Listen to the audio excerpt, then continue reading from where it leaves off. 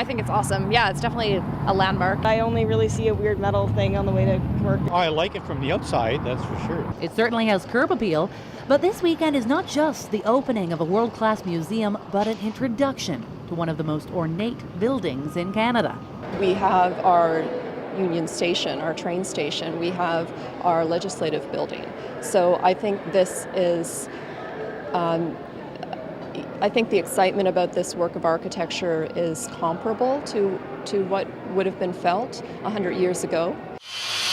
Calling it the biggest and most complicated building they've ever undertaken in Manitoba, the contractors pulled together German glass with Italian alabaster and local limestone.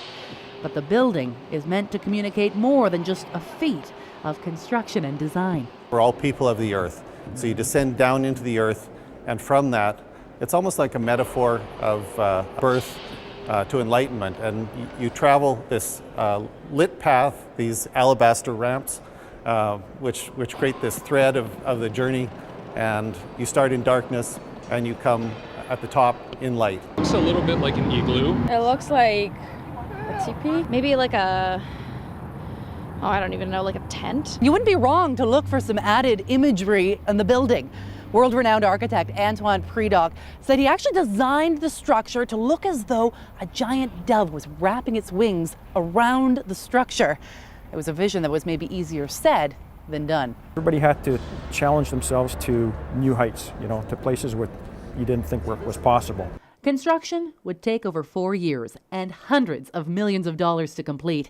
From PCL Constructors Canada, Inc., Rob Dirksen says there are thousands of people taking pride in literally building a dream. The museum has actually allowed us to recognize all the workers that took part in the construction of the museum.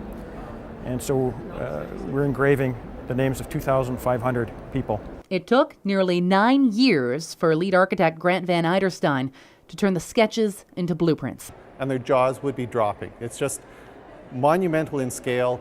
The spatial sequencing of it is really emotionally powerful. And when you put the exhibits in, it just adds to the whole energy of it. This building will stand as a symbol for the city for a long, long time. For Breakfast Television, I'm Natalie Geddes.